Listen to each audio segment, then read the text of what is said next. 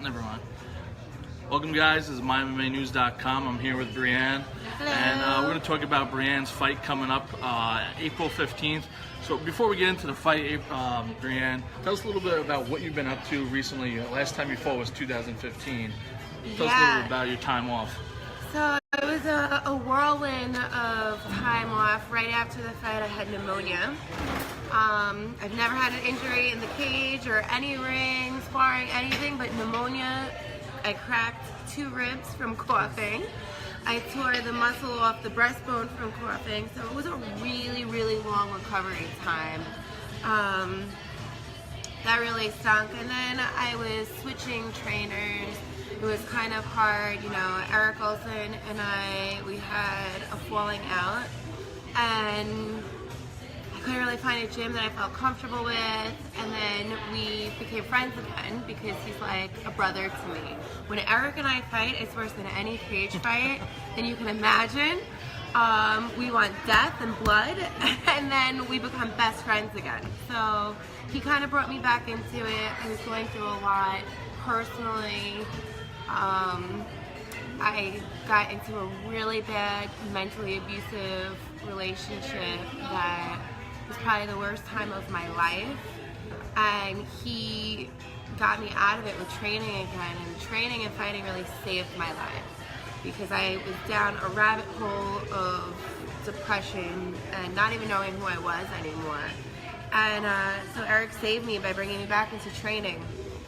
And so now it's like, this is all that I want. 100% of me is going into training and winning this fight. And I'm going to picture my ex's face on my opponent. And so I feel really bad for whoever you are because I'm coming. Well, for those of you who are out there watching that don't know Brye Anne became like the internet crush, I guess you could say, after I did I think it was kind of like just a modest interview. And you made a funny, I thought it was funny, quote, and I quoted you, and it spiraled out of control from there. Tell us a little bit about that and how that kind of shaped your world moving forward. Yeah, it was funny. We did that interview, and the article didn't come out for like 3 months. So I forgot all about it, and then all of a sudden I wake up and my phone's going off and off and off and off, and I'm tagged in like 100 different articles now, and I still stand by what I said. Like, I've got very large breasts. There's nothing I can do. I'm not cutting them off, and they affect weigh-ins, and even I've seen a lot of people write dumb things when they get a reduction. You want to pay for it? You want to start a GoFundMe and pay for my reduction? I'm all for it, but I don't have the $8 grand to cut my breasts off right now. So, watch, there's going to be a GoFundMe tomorrow. There might be, yeah, I was thinking that. Before you know, there'll be a GoFundMe for breast reduction. Yeah, listen, I'm up for it. So, get it going, and I'll cut them off. Another thing, I have no filter, so I just speak what's on my mind. So then I got tagged in a lot of things, and it became worldwide boob fame. Like, it really did, because at ACC, I don't remember which number it was, but it was ACC, and they had Chinese media there. They had every media outlet that I've never even heard of. They were just popping up out of nowhere because of this.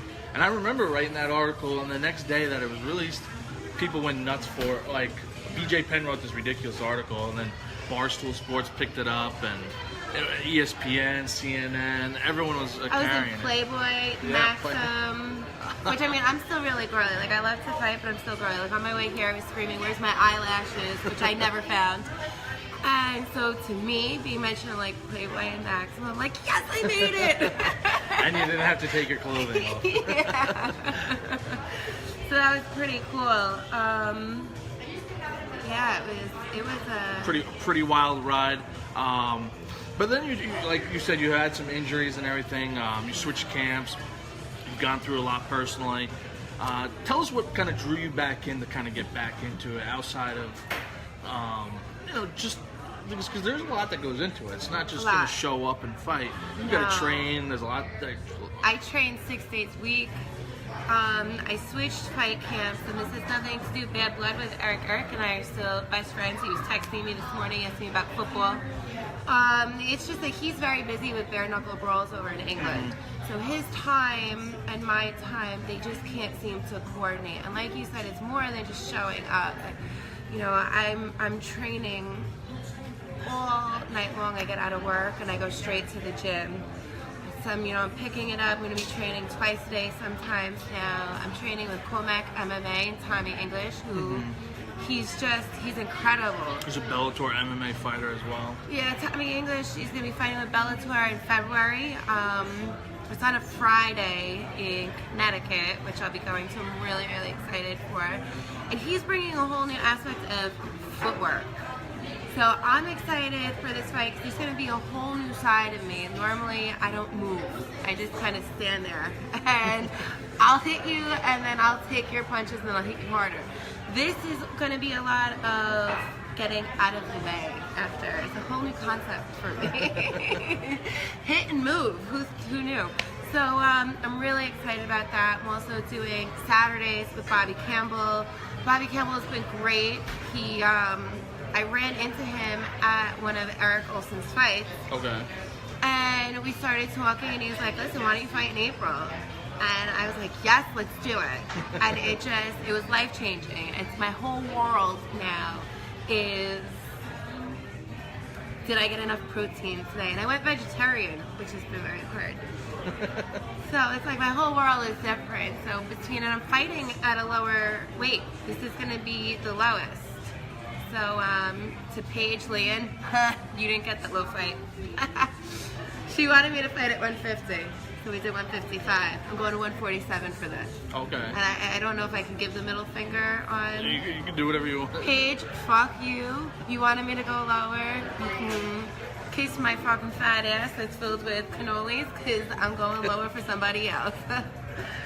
I hate that girl. There will be a rematch one day with me and her. So, as of right now, moving forward, your opponent, I didn't say the name. I know Bobby threw out some names out there for your opponent. Still undecided. Any thoughts about who you want to fight, or you said you're going to go lower for them?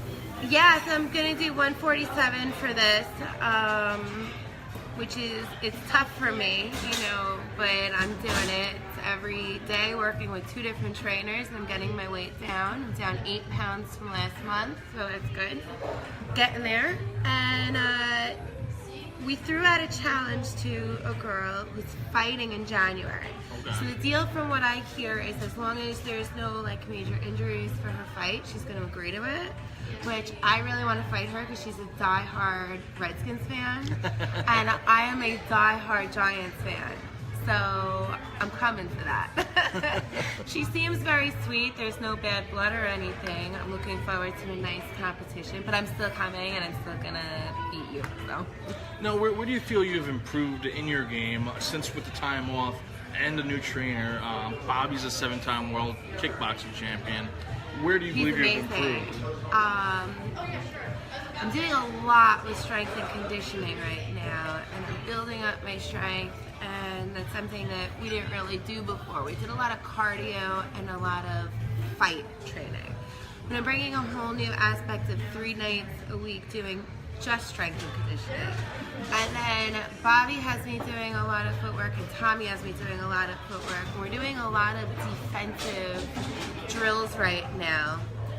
So we're thinking defense, defense, defense, whereas I used to just be a lot of offense, and how hard I'm going to hit you, whereas now it's a lot of angling, footwork, doing a lot with that ladder, and I have a completely spastic on. It's pretty funny. The blonde with a ladder. The ladder, yep. Yeah. There's been a lot of times where Bobby gets a lot of good laughs at me because I'm still blonde and girly and giggling.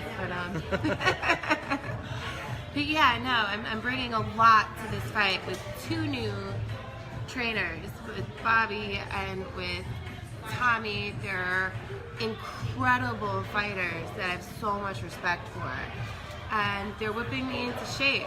So it's going to be a very defensive fight. I'm not staying in front of this girl at all. It's going to be hit and move. So. Hit and move.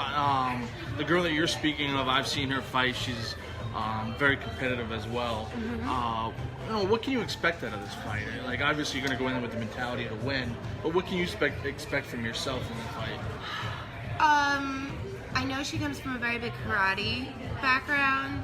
She likes to throw a lot of forward kicks. So it's going to be interesting. It's going to be a new type of opponent for me, which I'm looking forward to. You know, fighting is so much of a chess game. It's not just back alley brawls, which I'm all for as well. Don't piss me off or I'll get you in the back of the alley. But, Paige, I'm not counting you out. So I'm really looking forward to more of a chess match. You move a little bit this way and it changes the whole game. And I'm gonna move a little bit this way and then you're not gonna, I'm coming out there as a whole new fighter. And I'm very proud of myself with this different type of work. We brought things back to basics as well of sharpening my right hand, not letting it go outward, no haymakers. And, you know, I'm standing against the wall and just throwing that right real straight and breaking it down slow, bringing it back to the rudimental basic techniques. And I'm really, really excited that this is going to be a very nice technical, I'm going to come out there looking like a fighter, you know? You mentioned, if anyone has any questions, I see someone, Fawcett, hey girl. If anyone has questions, post them up, we'll ask Brye Anne. This is Brye Anne Russillo with us at MyMMANews.com. So for this fight, have you sold a lot of tickets yet? Are you planning to sell a lot of tickets? What kind of support are you getting from around your community? I'm getting a lot of support, which is really cool because I'm not bartending anymore. Now I'm working for a law firm. We're in my boss's restaurant, the Green Turtle. We have 3 locations. This is the new one that we opened. I'm very proud to be sitting here. So you're gonna see a lot of like corporate bankers at my fight, which is weird for me, you know? Suits and ties. Yeah, like I've got a lot of support from Sterling National Bank. They're gonna be coming down. A lot of our clients are coming down, whereas normally I've been a bartender for 13 years, so I've usually got like the rowdy drinkers. The rowdy drinkers will be there. They're not going anywhere. But now I have a lot of people that want to come and show support from a whole different world, which is really, really cool, you know. So I'm excited. There's a lot of lawyers and bankers, and we're just going to keep them separate from my rough bar crowd. You mentioned that MMA has changed your life. Changed it. How does a sport like MMA change someone's life? What is it about it that makes that turn in your life? You know, it got me out of a very bad depression. It gave me the strength to get out of a bad relationship. It gave me confidence. You know, I was in the worst mentally abusive relationship, and I'm actually going to be donating 100% of my ticket commissions to a women's abusive charity, because I want to bring awareness to that abuse isn't just physical.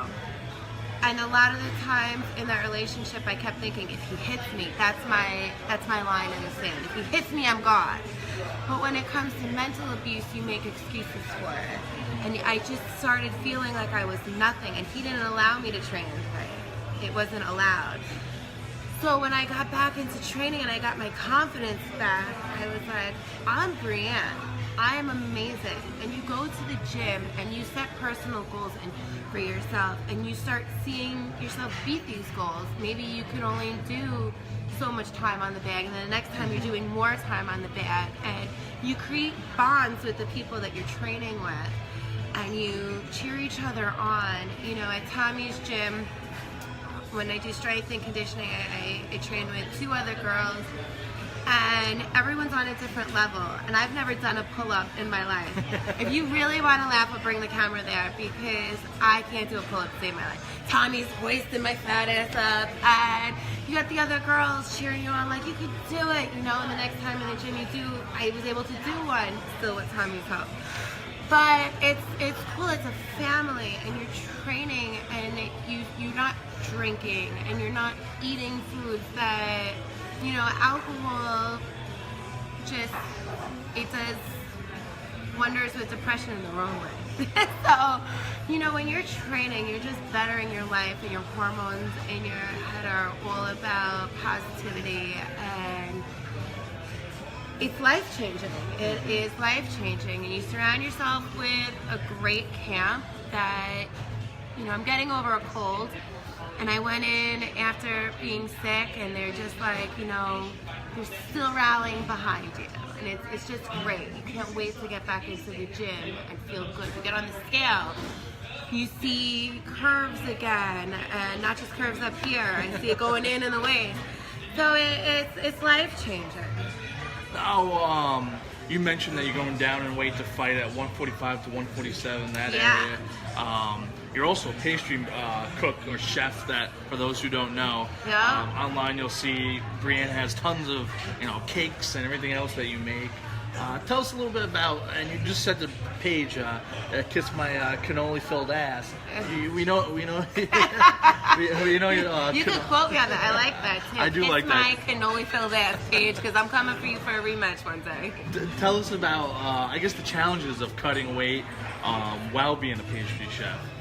It's tough. It's tough. I mean, the cool thing, like, I do a lot of cakes. Like, I feel like I would try everything as I'm cooking it. That's the problem. Yeah, and I'm dating a savory chef, so it's like on holidays you want to come to my house, but it's difficult. You know, you make a vat of cannoli filling, and you want to take a little finger, and one little finger into like a tablespoon, and then you're just sitting there watching Bold and the Beautiful eating cannoli cream, and it's bad. So no, I don't do that, but a little bit. So it gets hard. The good thing about making cakes is you can't serve a cake with a piece missing. So you're really limited to just testing things when it's in the bowl before you're putting it into the cake form. But it's still hard. It's also hard cutting weight when you have an 8-year-old, and I made her pasta the other day, and I can't have pasta, and I want pasta. Or, you know, she was evil. She had a bag of cheese doodles. And I love cheese doodles. I was named after cheese. I was named after Brie cheese. So it's cheese doodles, and I'm like, all right, just give me one. And she pulls the last one out of the bag, and he licks it, and eats it, and goes, "You're on a diet." And I'm like, oh my God. To your bedroom. Yeah. And it used to be, see, she's not as close with Tommy as she was with Eric, but it used to be like, if I went off my diet, I'm telling Eric, I'm like, shh, I'll get you a Barbie.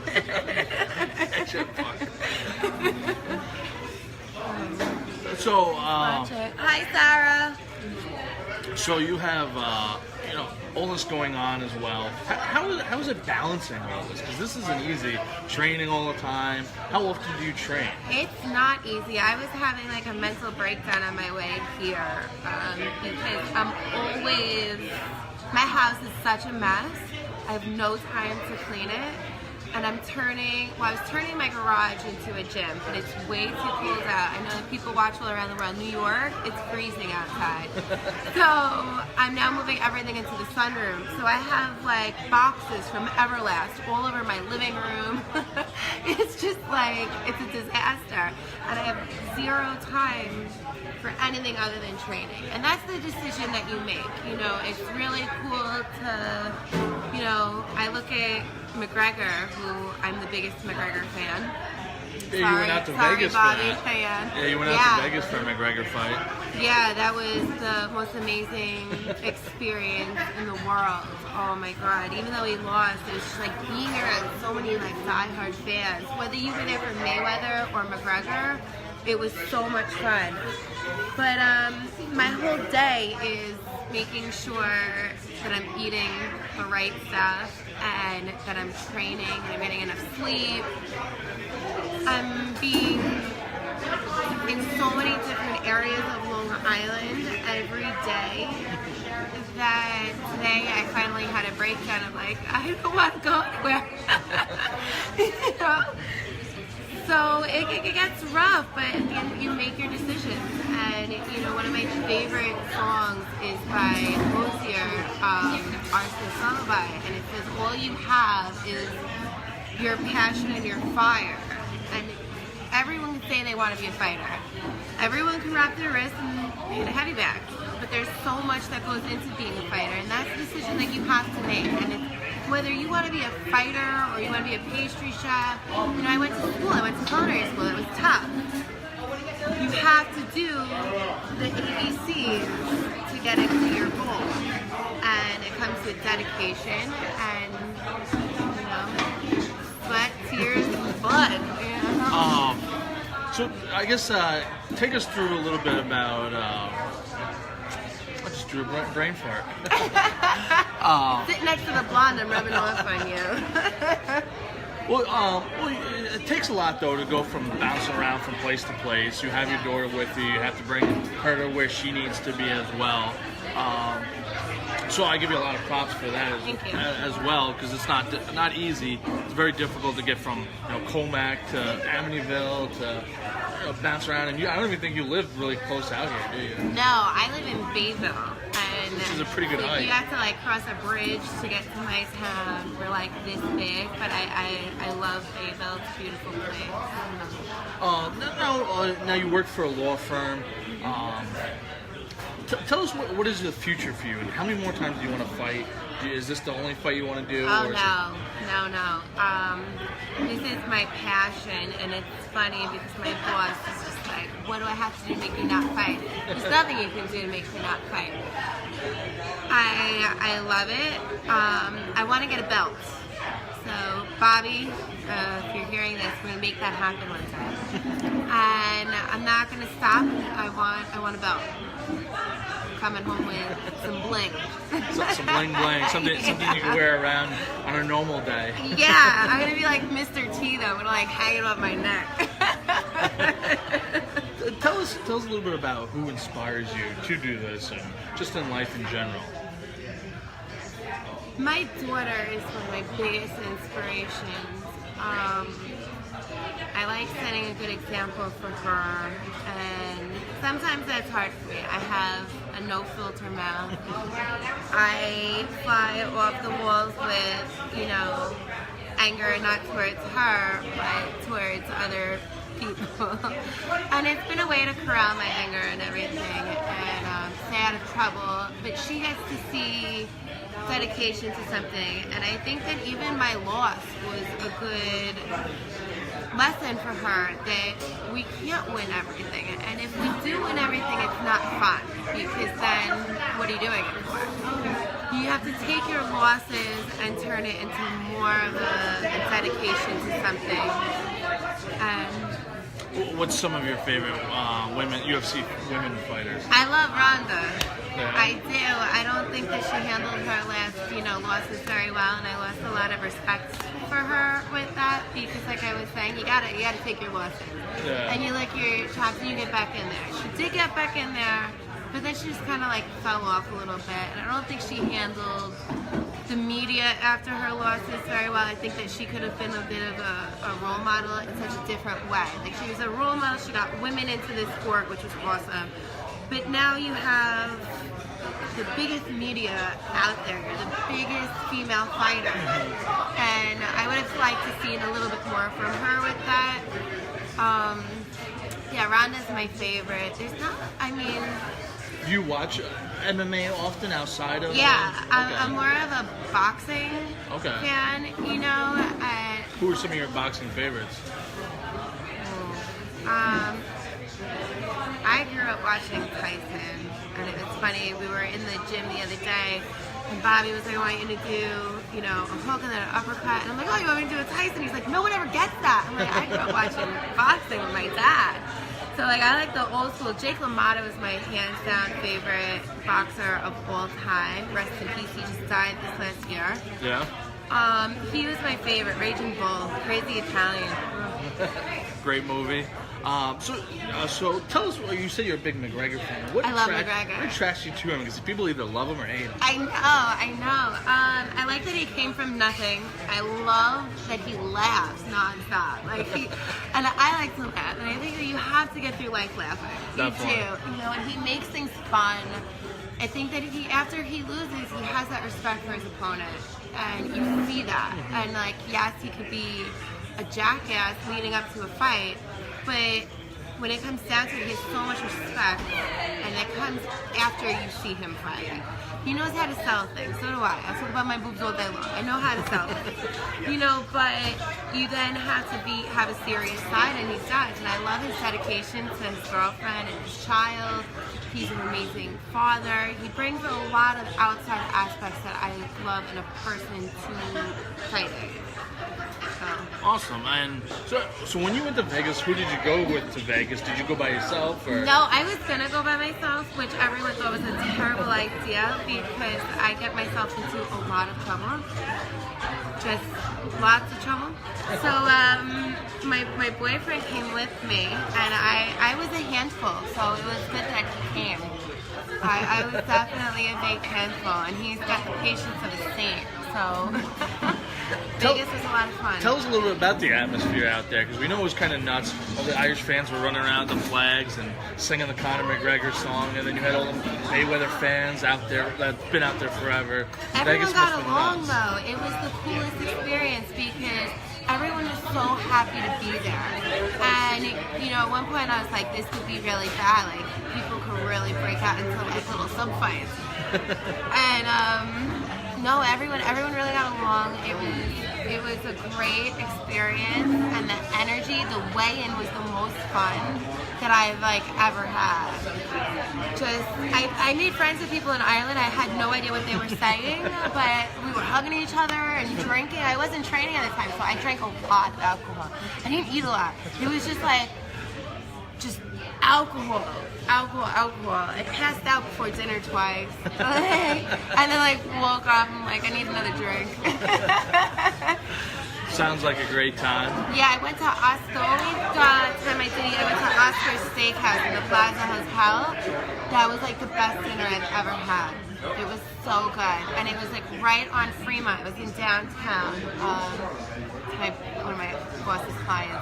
So had to go there, and it was really, really good. So, future, you got this fight coming up.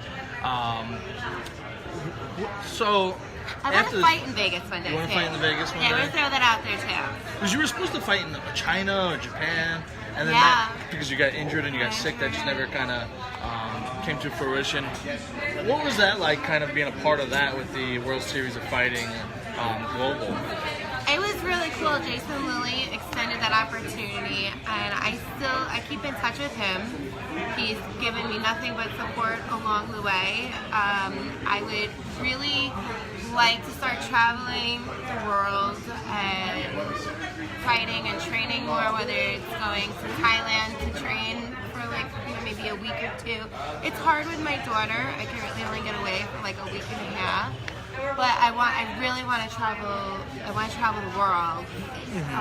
Vegas is on the list. I want to fight in Vegas, and I would like to go overseas and train and fight somewhere as well. We got to make that happen. That's awesome. Do you have any sponsors at the moment? And if you do, who are your sponsors? Not yet. So if you're a company out there and you're looking to sponsor me, get in touch with me for sure, because that's going to be my next step. Looking for a women's charity, because like I said, I'm going to be donating 100% of my ticket commissions to a women's charity and bringing more awareness to that there are different levels of abusive relationships. Which is very, honorable of you, and pretty cool to see you do something like that. Because, amateurs, for those who don't know, amateurs don't make any money from fighting, and then the money that you do make for ticket sales, you're donating to a charity, which is awesome. So, major props to you for that. How can someone reach you if they want on social media or for business if they want to reach you? I just started my Facebook page again. I'm going to do the unthinkable. I'm going to give out my actual email address right now. Because I should have set that up. But, so my email address is Brye, B-R-Y-E, cheese, because I told you his name, that's a Brye cheese, 22x@aim.com. Email me. I love talking to my fans. I answer everybody back as long as it's not something really ridiculous and offensive. So email me, just dropping by and saying hello. And if you have a business opportunity, also email me. I love talking to my fans. I had a lot of people with little kids. It surprises me because I have to I think you relate to myself. I think you relate to a lot of people. A lot of people want to have that no filter, and you're a single mother, and, right. and you do a lot. You do a lot for yourself, and it's impressive. And I think a lot of people do relate to you. Thank you. So, anything else you would want to say before we wrap it up? Can I bring my daughter quick Yeah, to say hi? Because I know that she wants to. For those watching, this is Brye Anne Russillo. She's the internet crush, the woman who couldn't cut weight because she had too large a breast. This is my little McMuffin Tori. She is my inspiration for everything. She's the love of my life. She comes everywhere with me. She comes to all the gyms with me. She puts up with all of the mayhem. And she's just the best little girl in the whole world, and I love her. I love tacos. That's why we have problems with weight cuts. Greatest response ever. I love tacos. Excellent. Everyone does. Tacos are phenomenal. Awesome. One thing you would like fans to know that they don't already know about you? They will not know about me. As much as I laugh and I joke, I am taking this very serious. And I am going to win. I really want everybody to watch this fight because you're going to see a whole new Brye. And I'm very, very excited about the defensive tactics that we're putting in and the footwork. And I've never trained so much or so hard. So really, just watch. Stay tuned. Awesome. Well, Brye Anne, thank you for taking your time and coming all the way out to the Green Turtle, and appreciate you. I wish you best of luck, and we'll be in touch again before you fight. Yeah, definitely. Oh, and everyone, check out the Green Turtle. She fights April 7th, 2018. April 15th, excuse me. April 15th, 2018 on JackHammer Promotions, English Invasion 3. So make sure you get tickets, come down, watch, and be ready for an awesome fight. So thank you, Brye Anne.